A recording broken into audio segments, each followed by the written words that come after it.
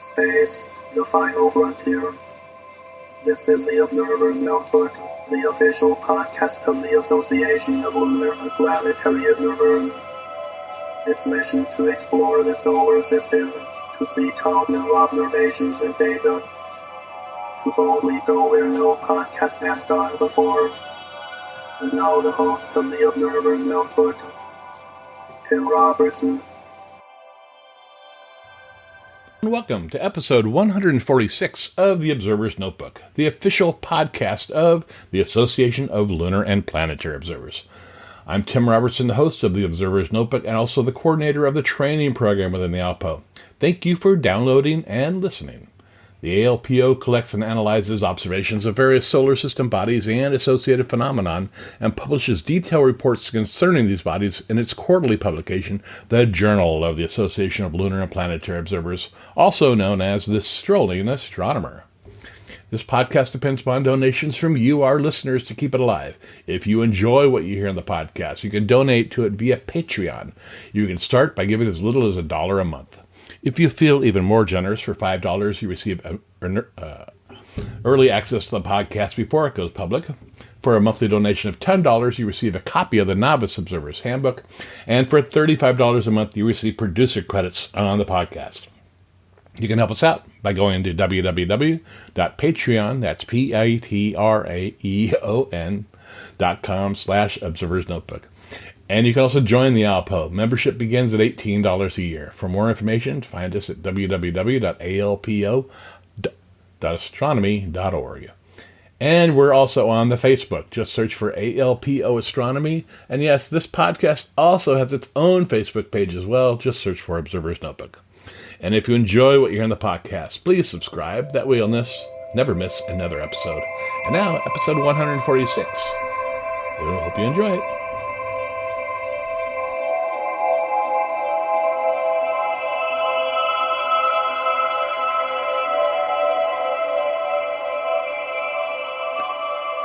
All right, I'd like to welcome everybody back to this edition of the Observer's Notebook podcast. Today, we have a very special guest as we celebrate the 25th anniversary of the ALPO, Bob Garfinkle. Welcome, Bob.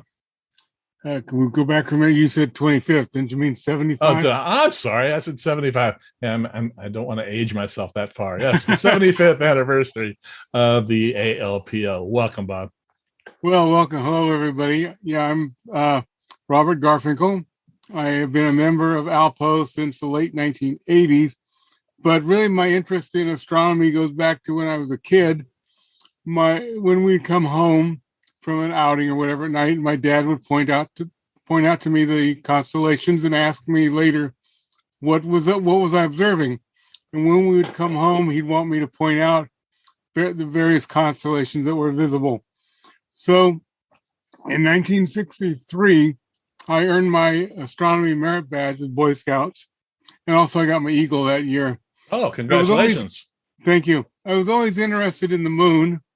I could lie in my bed, not realizing you weren't supposed to do that, look out through my bedroom window and observe the moon through my 7x35 binoculars. Of course, I couldn't open the window, so that was kind of crazy, but I didn't know any better in those days. But I was always concerned about the names on the moon, all these weird names. I did have a little Tasco, those little department store telescopes with a Rand McNally map, and it had all these strange names on it. Obviously, I knew who Plato was, and Copernicus, and Archimedes, and some. But there was one that always bugged me, and that was Alphonsus. So, it's a fairly large and easy observed crater. And I would be, in those obviously pre-internet days, I would try to find out who he was, and I could never find out until I went back to college a second time in the early 1990s and discovered there was a book published by the British Astronomical Association that listed all of the first list of official nomenclature names, and that was published in 1938. The International Astronomical Union had adopted the names had published them in 35. They had actually adopted them in 32, but they didn't put the money up to publish the book until later. So people think they were first published or adopted in 35. No, they were adopted 3 years earlier. Anyway, I got involved with observing the sun, sunspots and such in the late 1980s. And I would send in the reports to Rick Hill, who was still around. Yep. He was the observing recorder back then in the late 80s. And I would send in my reports, photocopy the page and such. And I still have a bunch of those. That introduced me into ALPO. I don't remember the exact year I joined, because I also was a member of the San Jose Astronomical Association, San Jose, California, just in case people are listening from all over. And I still was trying to figure out who some of these names on the moon were. In 1989, while I'd finished up star hopping, the manuscript was at Cambridge University Press to be published. I started writing a lunar nomenclature book, and we were on the Viking Serenade ship to see the July 1991 eclipse. And Harrison Schmitt was a keynote speaker. You know, Harrison Schmitt. Oh, yeah. I've met him, yeah. And so after his talk, which was very funny at the end, because he shows pictures of the launch of the LEM back off the moon, and he says, well, at moments before the takeoff, Gene Cernan asked him if he wanted to step outside and take pictures. Harrison said he would have loved to have been able to stay on the moon longer. I bet, yeah. Anyway, he agreed to write the introduction to my nomenclature book, which is what it was going to be, only nomenclature. Later, I met Perry Ramakla while I was at Riverside Telescope Makers Conference. And he suggested, well, let's make a larger book covering more than just the nomenclature. I was supposed to have that book to him by 1999, blew way past that because I just kept adding stuff. And John Westfall, who was at that time, still director doing the JALPO, his title editor. I don't think he might have still been the director of ALPO, but I'm not sure on that, if he was the executive director at that time. And we just kept adding stuff and adding stuff and adding stuff. And the book kept growing. And finally, Perry said, "Nah, let's just cancel the contract. You've gone way beyond what I was expecting. And people aren't interested in moon books." Well, I told Perry, when I try to buy a book on the internet, they're all snapped up right away. People still very much interested in moon books. Right. So in 1994, Star Hopping was published. The book has sold over 14,000 copies now. Fantastic. In 97, Cambridge came out with a second printing of hardback and a paperback at the same time, which when I talked to Simon Minton, my editor then, he said they rarely ever do that at Cambridge. They were just really impressed with the book. And now, how did you become an author? How did I become an author? Yeah. I mean, what have you always been interested in writing, or was that? Well, going back into the dark ages, I was an auto mechanic for 13 years. Okay. Had my own gas station for a while in the late 70s. And I was partners with the father of one of my high school friends. And we sold the business in 1980. About 10 years later, I drove by that corner, and it was a Starbucks. Texaco owned the land. We owned the business part, but Texaco we paid rent to. And I guess they sold the building to Starbucks because the gas station was gone. What had been a cut-rate gas station across from us was now a Chevron station. And another gas station is now Airport Appliance. It's a big appliance store. And it still has in the parking lot, I lose my voice a little bit. That's because of some strokes I've had. Okay. They still had the islands for the gas pumps in the middle of their parking lot. Oh, my.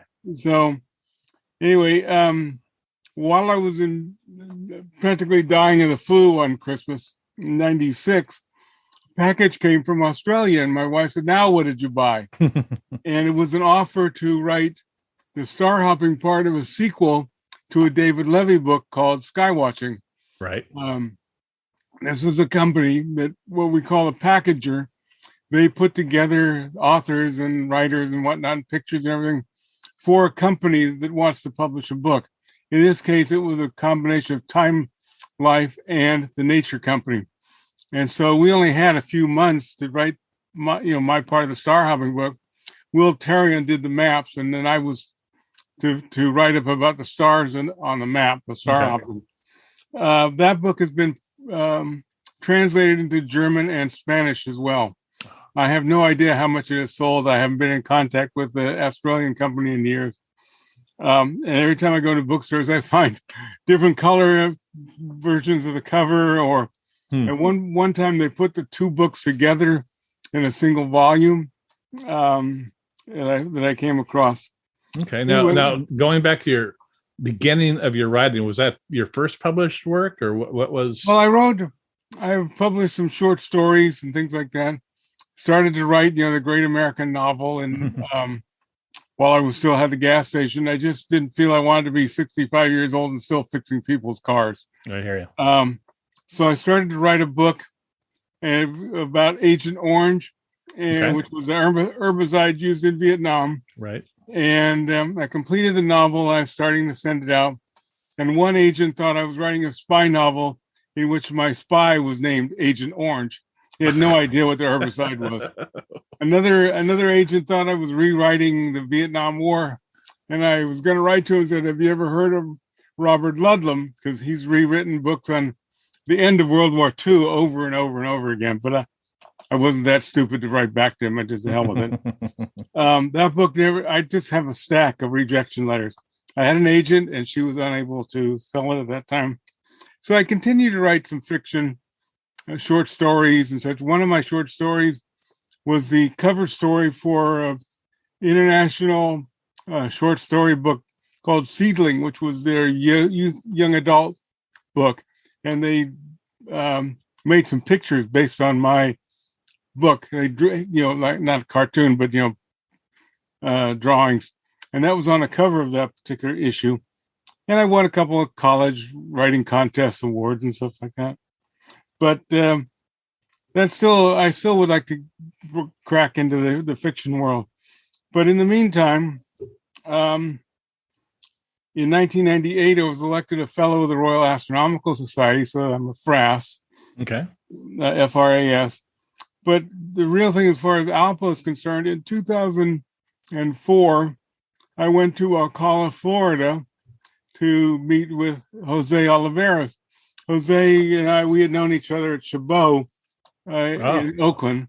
He was the head astronomer at that time, and he moved to Ocala because his wife had family there. And I went there to see to view the end of the transit of Venus. Friends like John Westfall went to Egypt and almost died at 116 degree temperatures, even though they were in the shade. Yeah. He said they were miserable. Anyway, Jose at that time was the book review editor for JALPO, and he wanted to retire. And so he basically turned the job over to me, and ALPO accepted me as the new book review editor. So I've been the editor since 2004. And speaking of that, I would really love to have members submit book reviews to me to review and to edit and then publish in JALPO. There's no charge and there's no fee. The main thing is, you've either bought the book or somebody's sent it to you. I receive books every once in a while from publishers and then endeavor to review their book. In fact, right now, I've received from the Washington, D.C. Map Society a book by Francis Mansack, Manasek, called The Treatise on Moon Maps. It's a visual study on paper from 1610 to 1910. Now, it's only online. He's not going to publish it. He's in his 80s and doesn't want to go through the headache and hassle of publishing it. But I'm going to do a review, and it'll have the link to his website for free download. It's thick. It's about 300 pages, a little over 300 pages on maps of that era from 1610 to 1910. What's good and bad and how they drew them, how they etched them or printed them, the telescopes used, and the techniques that were used. It's quite fascinating. Whether you're into moon maps or maps of other celestial stuff. It's interesting to learn how these maps were created, the hand-drawn maps. Right. As far as he's concerned, photographs of the moon are not maps. They're just photographs. But I talked to him. But anyway, so I've been the editor since 2004. So we're closing in on 28 years or so. I'm also a member of the California Writers Club. We're the oldest, or one of the oldest clubs for writers, founded in 1909 by the Friends of Jack London here in Oakland. Oh. And we now have about 22, I think, branches with over 2,000 members. I helped to co-found a Fremont branch because our closest branch was 25 miles each way, and some of our older members didn't want to drive at night, especially in the wintertime, so we founded a Fremont branch.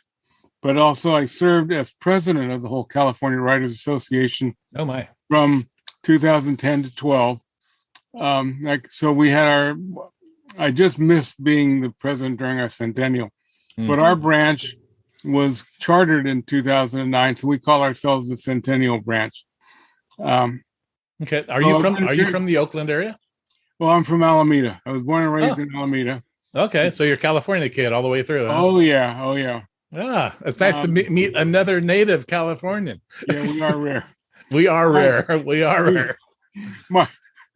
I joke with my wife. She's from Chicago, and each time we have a drought like we are right now, I said, "Well, I'm just going to send you foreigners back to Chicago where you belong." There you go. So you talk about writing these books and astronomy. What was there an event or a person that first sparked your interest in astronomy? I mean, you mentioned looking through your binoculars at the moon, but I would have to say my dad. Yeah. In the 1930s, I think it was around 34, 35, something like that.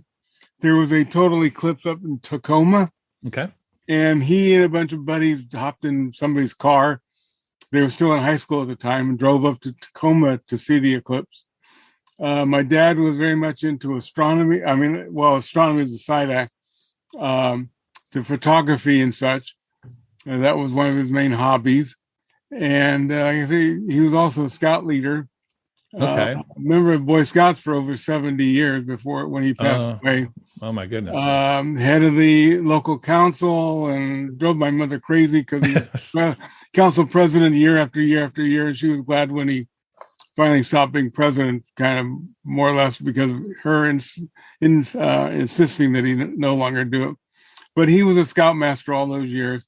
He was my troop scoutmaster for a while. And, when we go out on hikes up in the Sierras, we would usually hike, camp somewhere where we could see the night sky. And I remember vividly one night watching the Perseids in my sleeping bag, looking out and seeing them. And then again, we saw them on a river raft trip in the mid 80s. We stopped and we were able to camp in an open area along the river. Oh, that's great. Which was interesting. Anyway, I continued to write the nomenclature book. When I went back to college for my second BA, I'd gotten laid off at Westinghouse, and they provided $5,000 as displaced employees, as they called them. And so my second BA, which was in English literature, cost me only $75. I used up the $5,000, and I paid $75 extra for the BA. My first BA is in history. Okay. So I kept writing the nomenclature book using the library at Cal State, which is now Cal State East Bay, but at that time it was Hayward. And I discovered that there had been a nomenclature book produced by the BA, which I mentioned earlier.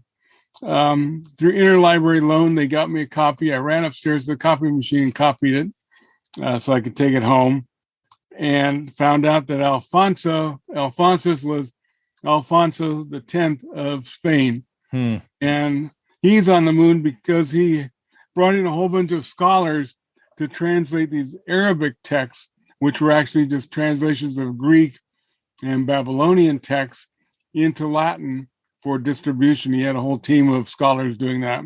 Wow. And that's why he was wound up having a lunar feature named for him. Okay. And a very prominent feature. So is that when you look through a telescope, is that one of the first features you look at?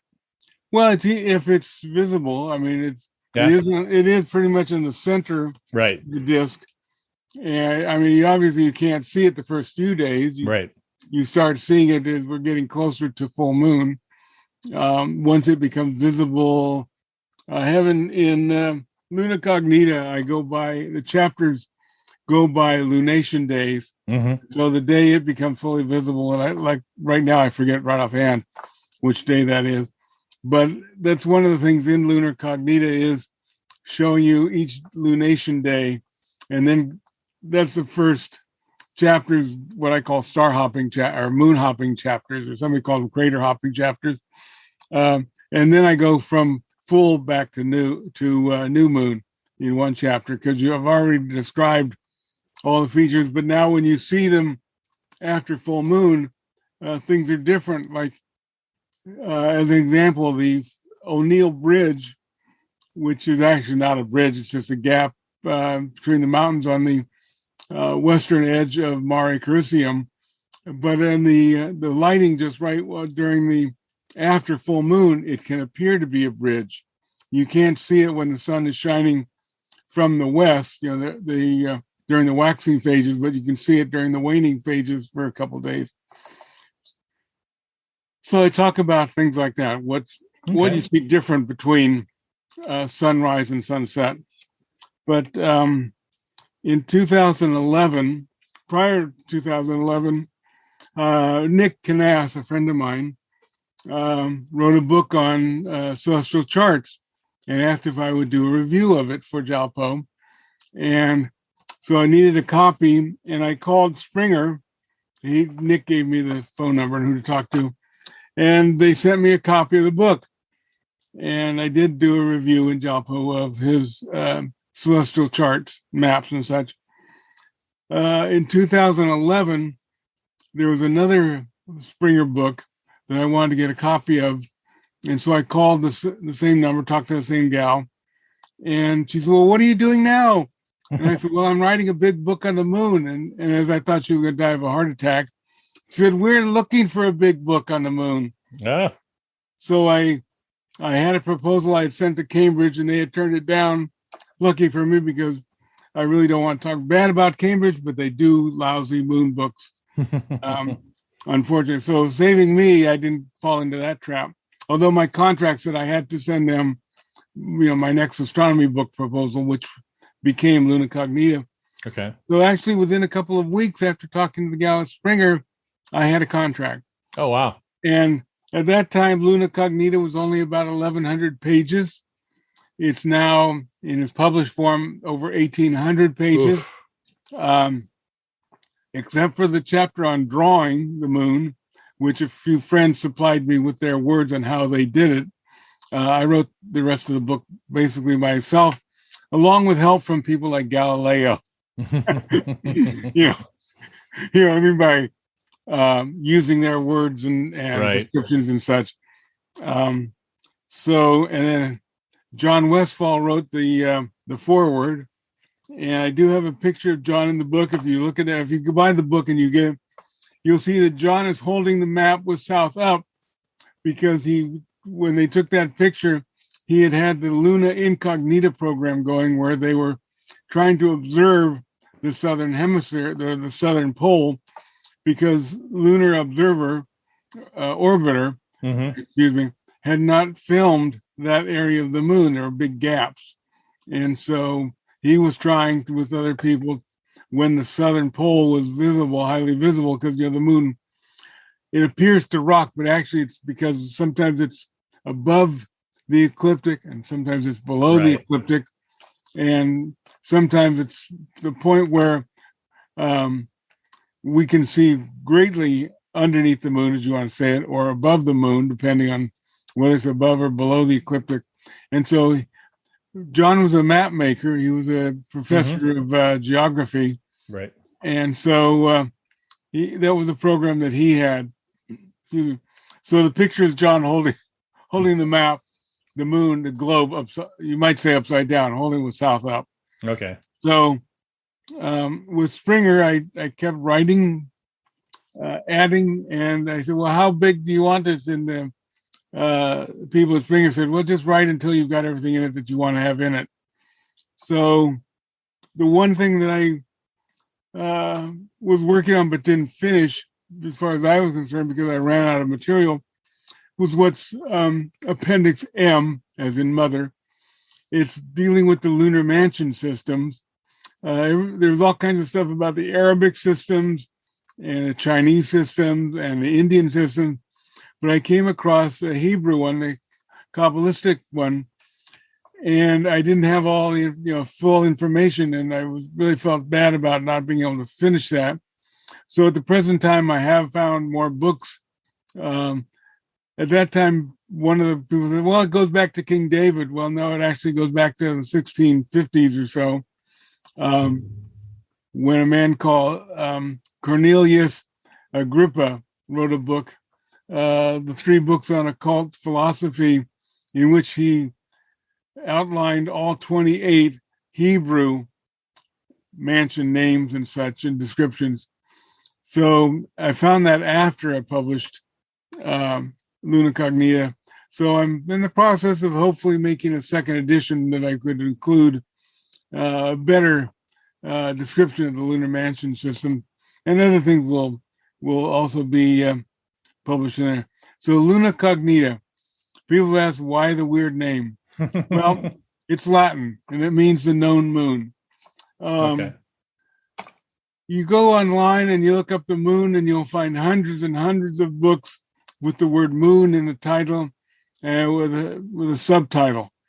And Latin was the language of science from the Renaissance on until late last century or early last century, when English and German took over in the late 1800s, and then English. But I wanted to kind of give a shout out to Latin, because that was the language of science. There you go. So it's Luna Cognita. I've often wondered why it was called that. Thank you for the explanation. Yeah.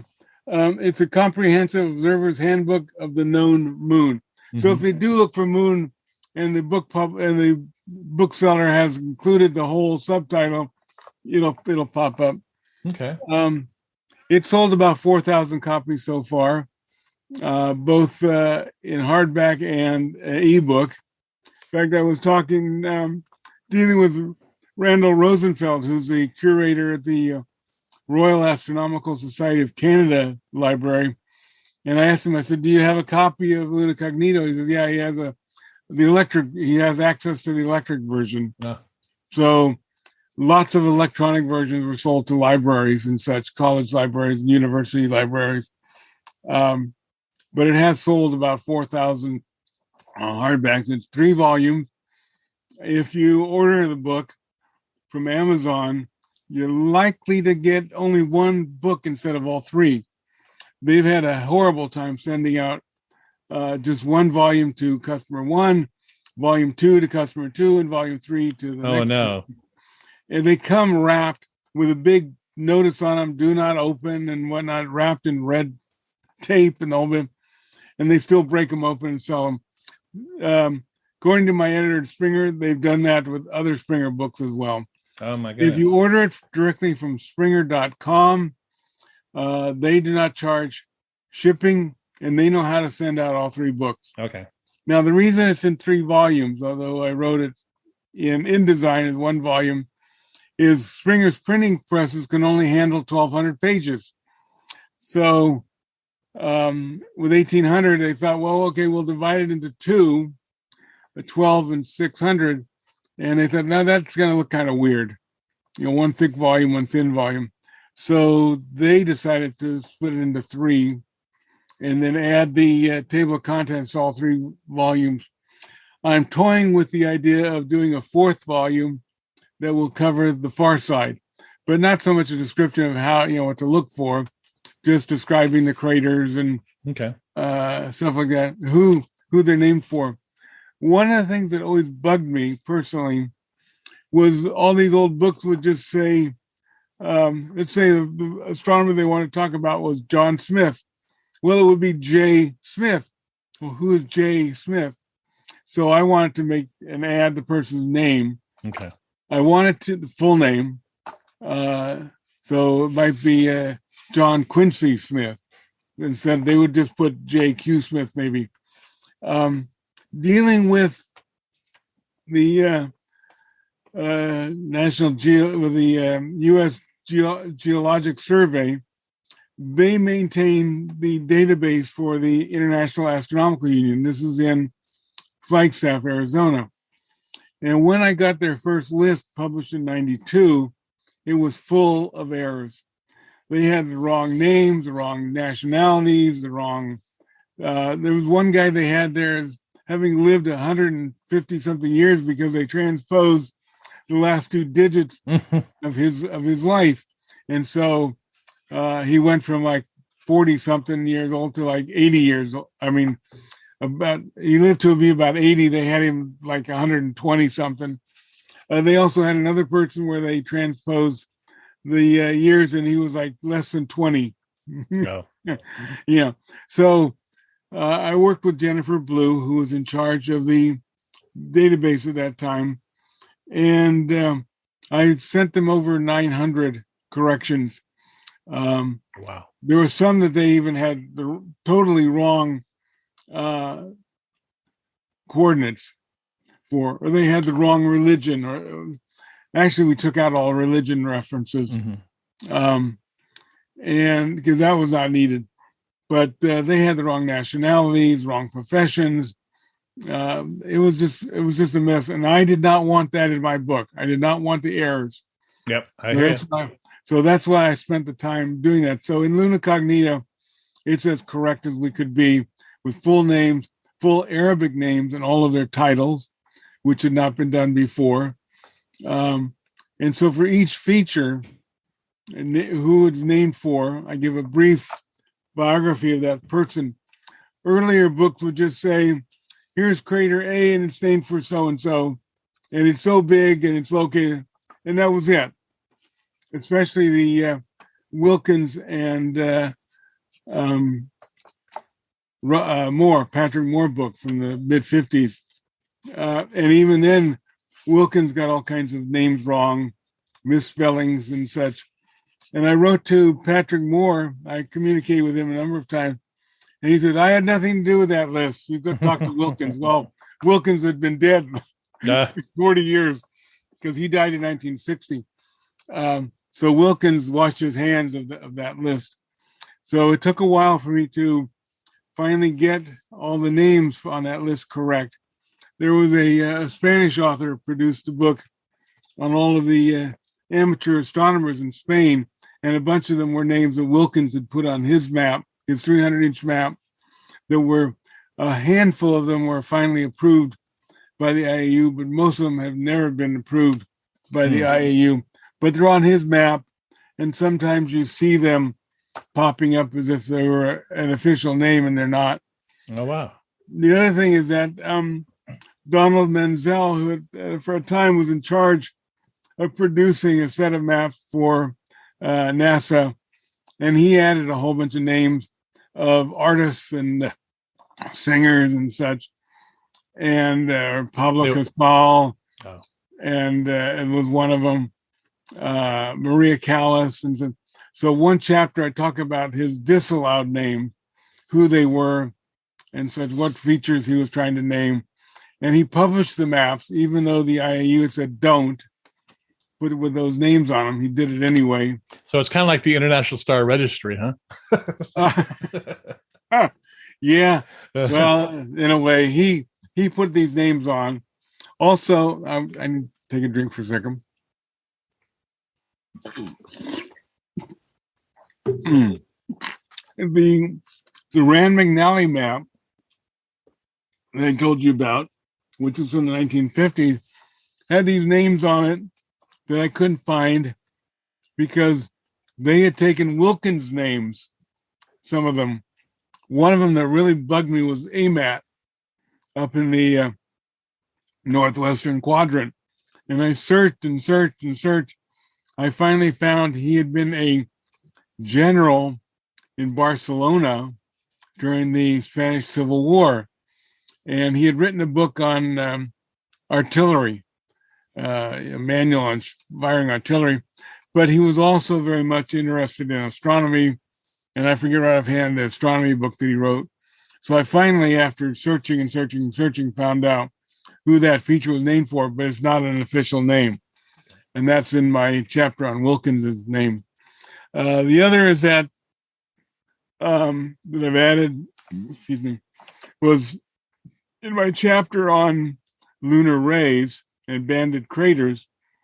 In 1955, the BA had published a list of the banded craters. Then, because the only maps that were really available at that time was Wilkins' map, Wilkins put the designated letter for satellite features in the middle of the crater.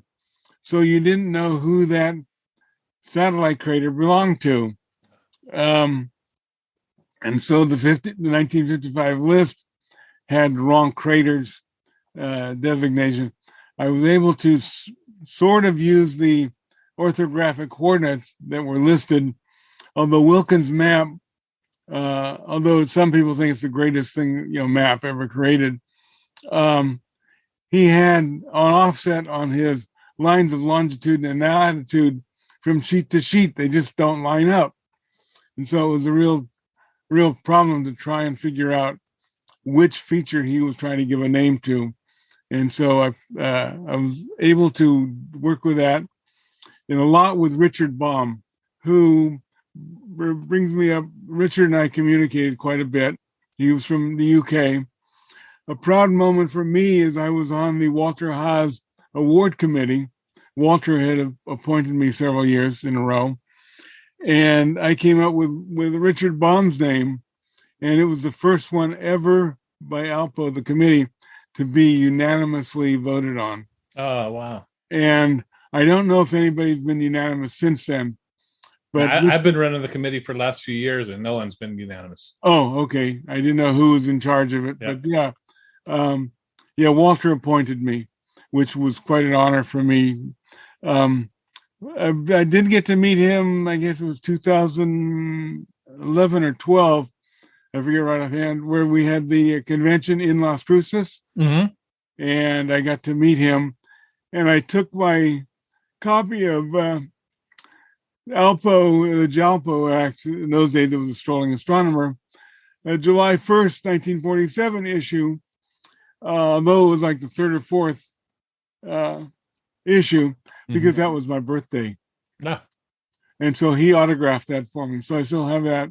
I could have taken the March 47, which was the #1 issue, but I thought I'd get a bigger kick out of him signing. So I did luckily get to meet him. And at that convention, they took us to the little shack where Clyde Tombaugh would polish his mirrors and such, which is in the backyard of some condominium there in Las Cruces. Oh, my goodness. So that was an interesting trip. So you mentioned your little Tasco refractor, your little 60 millimeter, I believe it was. Yeah. Now, was that your first telescope? Yeah. Yeah? You wish you still had it? Well, it got stolen. Oh, no.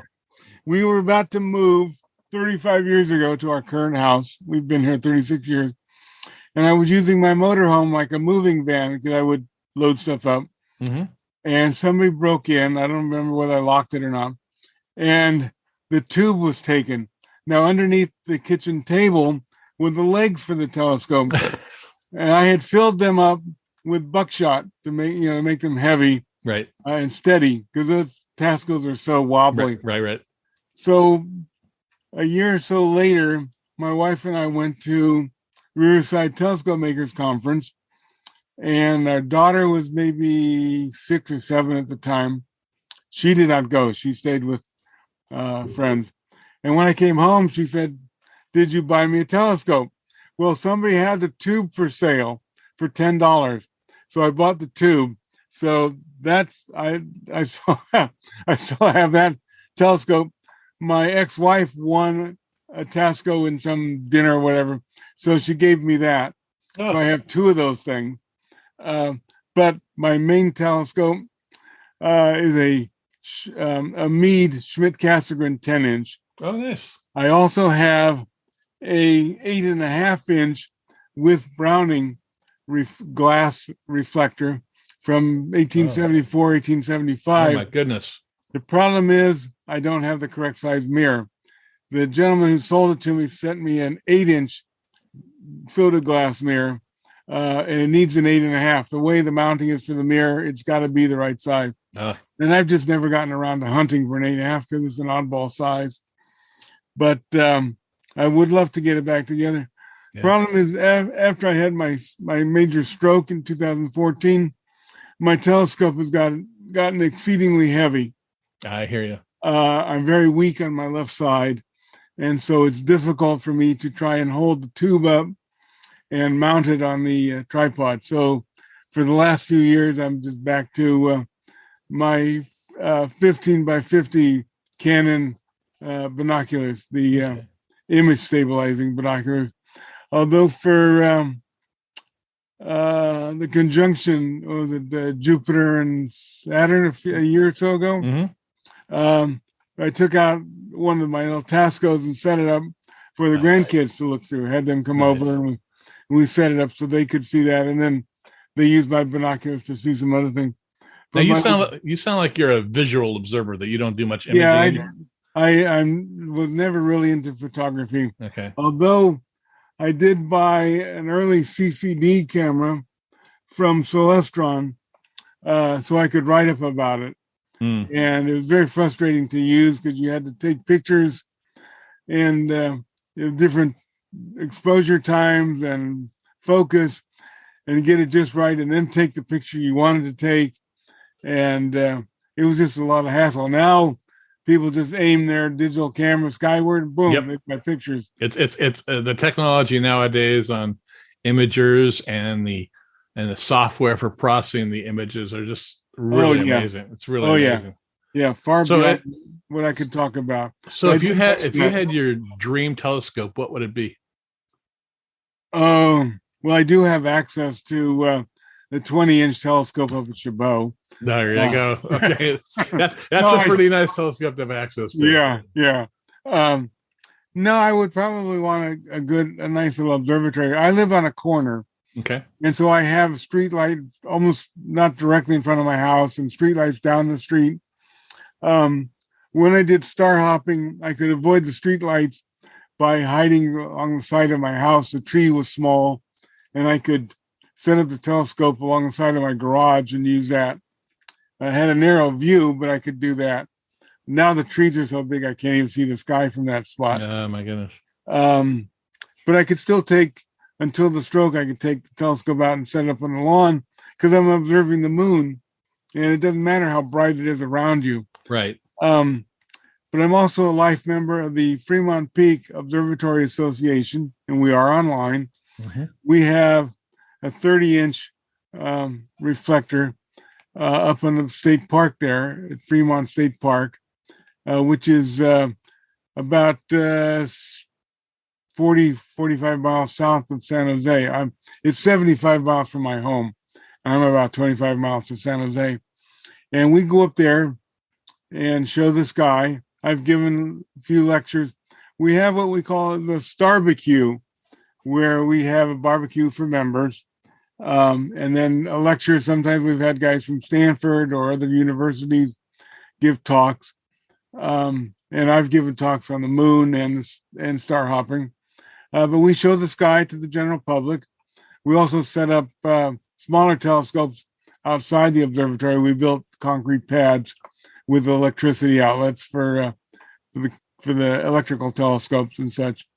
So I've been doing that since the 80s. In fact, one of my first articles was about the construction of that observatory, because we used to just go up there and just set up our telescopes in the parking lot. And in 1980, I guess it was 84, 85, we got permission from the state park system to build an observatory, which is still there.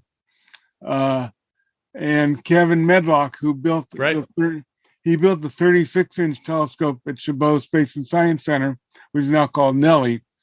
Kevin was a machinist for Lestron for a number of years. Yeah, I remember running into him a few times up at RTMC. Oh yeah. He and Denny, his wife, they were kind of the driving force. Now, the members of Fremont Peak and the members of San Jose, we put money together and purchased what we thought was only a 72 in diameter test mirror for Palomar. It had never been figured. Somehow it got shipped down to Tasmania and was still in the shipping crate. And Kevin found out about it. And we put a whole bunch of money together. I forget now how much. And bought the mirror. It's only the mirror. Back to California. And lo and behold, it was 72 inches in diameter, not 70. So the mirror has been figured from a long time ago. And now the telescope is actually, the metal parts have almost finished being constructed. We've had several locations in mind, one of which was at Lick, but Lick wanted to run the telescope instead of us. And so we declined that. They had a spot, we could have put it up there along with Lick Telescope up near San Jose. So I'm not sure what the progress is now in finding a place. There were some guys who were going to offer a mountain peak or hill peak near Patterson, California, which is on Highway 5, but access and water and electricity was just going to be overwhelming because it was undeveloped land. So it could wind up still at Lick. They have the electricity, the space, right, the water and such, but there's been moves to close Lick. It's run by the University of California. It's Santa Cruz. They've talked of closing. Oh, that'd be sad. The observatory. Yeah. Wow. So how did you get involved with the ALPO? How did I get what? How did you get involved with the ALPO? Oh, because I got started doing observing the sun. Okay, through Rick Hill then. Well, there was an article, I believe it was in Sky and Telescope, or maybe Astronomy, I forget which magazine, about an observing program of doing sunspots. And I got in touch with Rick, his address or whatever was involved. There was no email in those days. Right. And he sent me observing forms, and I would be getting the NASA publication of on sunspots with their number and the location and whatnot. And after work, the sun was still shining here. I put my telescope out. I had the Inconel filter for the front. Okay. And I would draw the sunspots and submit them to Rick. So that was my introduction to ALPO. Okay. Now, are you still observing the sun? Once in a while, but not. It's like I said, it's still very difficult for me to drag the telescope out. I hear you. Because of, like I said, I'm very weak on the left side from the stroke. I was basically paralyzed on my left side. And then I had a couple of minor strokes, which one has affected my voice. Every once in a while, you hear my voice fade away. Okay. Well, you sound great. You really do. Yeah. So I do observing when I go up to Fremont Peak. We have stayed overnight in the motorhome, and then go down to San Juan Bautista. There's a place that used to be called the Donkey Deli. It's now a German all-you-can-eat breakfast thing. I kind of like the name Donkey Deli. I don't know. That's it's now Pat and Jack's. It used to be Donkey Deli. Oh, okay. And there were there's antique stores there, and my wife used to love to go to a candle shop, which is long gone. But that's where the mission is there. Okay. Where they filmed Vertigo. Right. Where the scene where Kim Novak falls out of the bell tower. Oh my goodness. Okay. That was all. Although she didn't really fall out of the bell tower. Right. But that's part of the scenery is San Juan Bautista. And so we make a day out of it. And so we go there, and I can use the telescopes there. And I don't take my scope anymore because there are too many other toys to play with. I hear it. There's all kinds of other telescopes. Now, with star hopping, my telescope has setting circles, I never use them because they're lousy. They move. Yeah. The mead, it's just not good. So one night I was up there. I remember clearly I'd set up my 10-inch, and a guy was next to me with a go-to telescope when they first came out. And he's trying to set up his machine and just struggling with it. And I was, there was a night that Mars was in opposition. And so I set up my telescope using the Kevin Medlock method of just kicking the telescope legs to get it. Yeah, I've done that method many times. To polar align it. Yep. And so I've got it showing.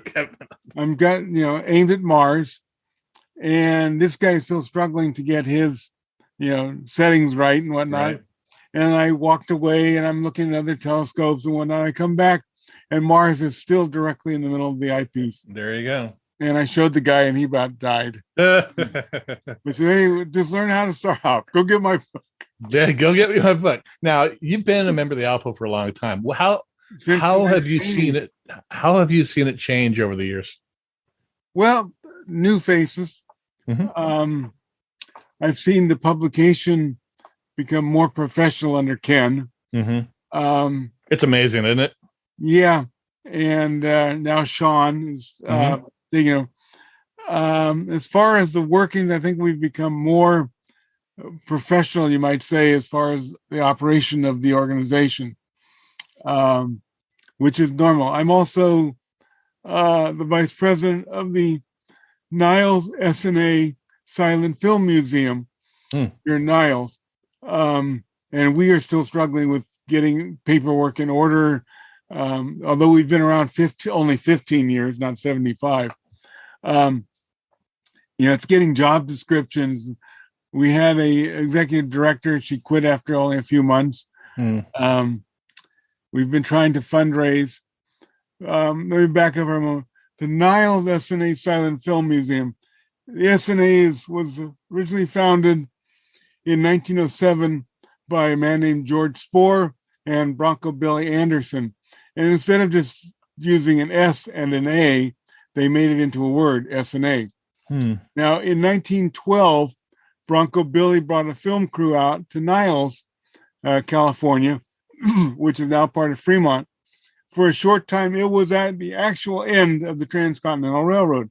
The railroad comes through Niles Canyon, and then it turned north up to Alameda, which is the actual end of the tracks, was in Alameda.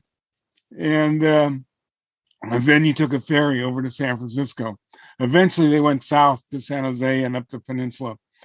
But he thought that Niles looked Western, had the railroad, had the canyon and such. And so, like I said, he brought the film crew out in April of 1912. The gentleman built for Edison, Thomas Edison, his film company. They built hundreds of theaters around the country so he could show his movies and make money off the movies. And our building was built in 1913 as a Nickelodeon. We are now the only place that we know of that shows silent films in a theater built for showing movies. We found the original projection booth with the tin on the floor and the walls and the ceiling and the holes for showing pictures through. A theater in Fremont closed, and we were able to get the movie screen from them. In 1919, the owners of the building and the vacant lot next door where a theater had been burned down, they gave us the building. So we now own the building, and we're in the process of restoring it. It's sitting on brick foundation only a few hundred yards from the Hayward Fault. Luckily, it's never gone. The building was retrofitted a number of years ago because part of it is masonry with bricks. But Charlie Chaplin was here in 1915 for 2.5 months, made 5 movies, and of course the most famous one was The Tramp.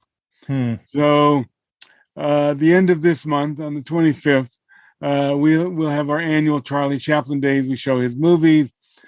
People dress up as Charlie. We have a Charlie lookalike contest. We used to, though he's not coming this year, gentleman from Canada comes down, he's spitting image of Charlie when he dresses up. Oh, wow. Charlie. but he's not coming this year.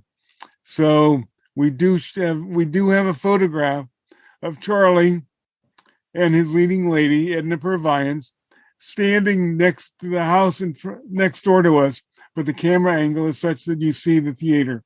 But we know what the theater looked like in 1915. The facade has been changed. We're going to restore that, as well as restore the building, because the plumbing and electrical go back to 1913 and modified over the last 100 years. Who knows what? There are 2 apartments upstairs, and we know they have water leaks every once in a while. So we know we've got to do that. So if you have $2.5 million you don't know what to do with, yeah, we're trying to raise money to restore. Okay. We have permits to put a concrete foundation under it. And then in July, we'll do our annual Bronco Billy Film Festival and show his movies and a bunch of others. Fantastic. He was the first American movie cowboy star. He was in the 1903 movie, The Great Train Robbery. He played he had 3 roles in the movie. And he became Bronco Billy, where they put an H in it, so it's misspelled. But we're very close with him. And we own his Oscar. One of our very favorite founding ladies played Baby Peggy in the 1920s. Well, she was 24 months old when she made her first movie. Oh, wow. And she knew people who knew how to get that Oscar. So that was donated to us. So we own Bronco Billy's Oscar that he got in 1950 for Lifetime Achievement. So we do show the films. So I'm interested in that, but it's like I said, the difference between an organization that's 75 years old and one that's 15 years old. Right. It's being organized. We are. That's true. We are a 50c3 educational organization, and I just find that the organizing being different. And now ALPO with the foundation, trying to build a permanent headquarters. It's something I would like. I'm also a member of the Daguerrean Society, and they do have, headquarters. Yeah. And they're not that old, Yeah. Maybe, well, Bob, you are one busy man. You know that? Yes. Are you retired? A long time ago. Good. I got retired. Yeah. I was working for ESS Technology, which is a high-tech company. We made the chips to run DVDs and audio chips for the PC. So they got started when you remember you'd have like birthday cards and you open it up and it would have a song or something. Yep. That's when they got started in 1984. Okay. But in the year, in 2002, they got ripped off by a chip maker in Taiwan, took our design and started selling the chips, and it's cutthroat. And so ESS had lost like $40 million. Oof. They laid off 250 of us, which is about half the sales force. I mean, the whole force. And I was sending out resumes, getting no answers. One guy said, well, we'll do a phone interview on Monday. I stayed home. They never called me back. I said, I was out. I didn't have your phone number with me. And I never heard from him again. Oh, my goodness. So the blessing in disguise is I just continued writing. That's good. That's good. You can make a living with your passion, and that's amazing. Well, my wife was a retired school teacher. Oh. So we lived off of that. Now pensions and investments in property and such. So we're financially well off. And in fact, when we were going to have the Chaplain Festival on the 25th, that's our 50th wedding anniversary. Oh my goodness! Well, congratulations on that. I don't know how we survived that long. That's quite this. I don't have 50 years with all my 4 marriages. But we've been to solar eclipse trips. Nice. We were in Zimbabwe for the 2001 eclipse, and with the what's fascinating was I'm losing my voice for a second. The 1991 eclipse. Our daughter Anne Marie was 5 when we were on that trip, she passed away Hmm. in 2020, but before then, we went to see the eclipse in 17. Mm-hmm. We were in Oregon, and our granddaughter was 5. She saw it. So the two of them saw their first total solar eclipse when they were only 5 years old each. Where in Oregon were you? We were in Madras. Oh, so was I. I was in Madras. You should have looked me up. No, a big vacant lot up there. We were all parked in. It was crazy. You were in the northern. Yep. One. Yeah. So another friend of mine was up there too. And that. No, we were at the in town festival. Nice. And so they had a big world map on the wall with the push pins. Uh-huh. And so you put where you were from, and there were so many from California. Yeah. That the pins were out into the ocean. Yeah, that's I remember that. Yeah, because we went to the festival. That. We went to the festival for a day. Yeah. Well, our son-in-law is from Barcelona, and there was one pin from Spain. There you go. But we saw that, and then it took us 6 hours to go 65 miles up to Mount Hood. I had a hotel room. We couldn't get out because you guys were blocking the road. I had a hotel rooms 100 miles south of the eclipse, and I went, "Oh, we'll hit there in a couple hours." No. It took us 10 hours to go 100 miles. Yeah. Ugh. Yeah. The 2024 eclipse, I'm camping at a campsite for 5 days, so I'm not going to go anywhere. Yeah. Yeah. Well, I don't know what we're going to do for that yet. Yeah. For the 2 eclipses. Yeah. But we'll get the motorhome ready and there you go. Take off with the family, and so we because the motorhome, we have an American Clipper from 1980, which we've kept. I didn't have it running right, so we rented one of those Cruise America jobbies and took it all the way to Arizona to Kirchner Caverns for a star party. With David Levy and Scott Roberts, who I've known for years. Yep, I know Scott. And David, I've known him for many years. Yeah, they've both been on my podcast. Yep. Yeah. Oh, great. Yeah. And so we've done that. Kathy and I have traveled. Let's see, we've been to Mexico for the eclipse. We've been to Greece. A couple of times. We were in the Black Sea for the eclipse in '99. Wow! And so you're somewhat an eclipse chaser as well, huh? Yeah. I know. Once you see a couple of them, you just got to keep going, huh? Well, the '91 eclipse, my parents went with us, and my dad has his 1936 Icon, which is now a Nikon, where you have a viewfinder on the top of the camera. He took marvelous pictures. I'm trying to take 2 rolls of film during the 7 minutes, and the guy next to me, I said, "Well, did you shoot a whole roll?" He said, "I shot 4 rolls." Oh my goodness! I never saw him changing the film because I was so intent on what I was doing. Yeah, and letting everybody look through my camera because I have a 400 millimeter lens, and so everybody, the family was using that. And right after the eclipse, we're sitting in the shade on the side, and there's a pod of dolphins come swimming by us. And when you see a dolphin show, they do the backflips, and you think that's a trained behavior. No, the dolphins did that alongside of our ship. Oh, amazing! But I was out of film. I think Ed Krupp got pictures of it. Okay, because he published them in the Griffith Observatory. Okay, his magazine. Correct. Wow, Bob, this has been fascinating and amazing, and you're quite the guy. I got to tell you, I want to thank you for coming on the podcast. Okay, one other thing. Yes, sir. In 2018, my wife and I went to Toulouse, France, for a lunar conference in May of 2018. The day after the conference, I got a notice that. Hell with the phone. Spam. I got a notice on my computer that an asteroid had been renamed for me. Oh. And it's 31862 Garfinkle. And so I wanted to go to point to the MIDI And so we left and drove up there. They don't open till June 1st.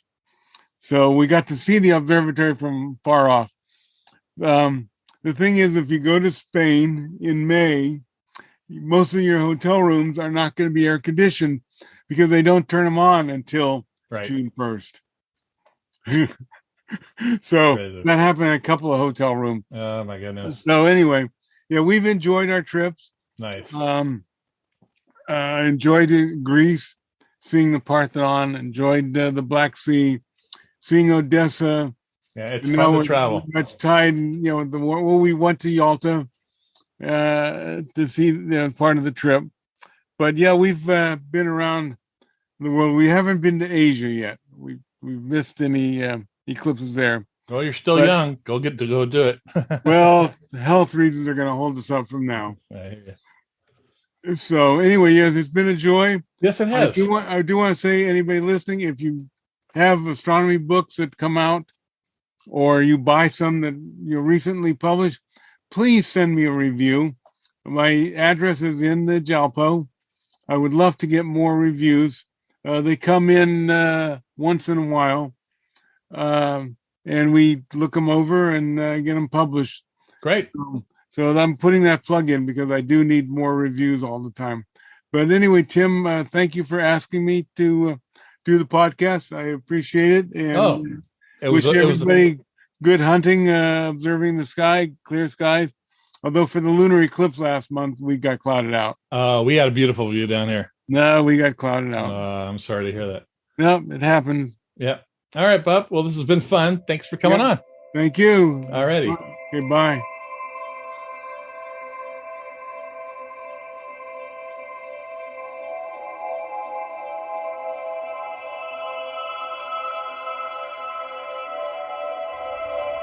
All right, well, that'll do it for this episode of the Observer's Notebook podcast. I again want to thank our special guest, Bob Garfinkle, for coming on the podcast today. We upload a new episode of the Observer's Notebook on the 1st and 15th of every month. You can subscribe to us on iTunes. If you do, please rate and review us. I really appreciate it. And you can also listen to us now on Apple Radio, iHeartRadio, Soundcloud, Spreaker, Google Play, Stitcher, Amazon Echo, Spotify. Podcast is also available on our YouTube channel. You can help support the podcast by donating to it via Patreon. You can give as little as $35 a month. As a producer of the podcast, I would like to thank Steve Siedentop and Michael Moyer for their generous support. The link for Patreon as well as the link for the ALPO is in the show notes. If you'd like to get a hold of me, my email address is commentman@commentman.net or on Twitter at ObserversNBpod. Until next time, I hope that you always have clear and steady skies. Thanks for listening.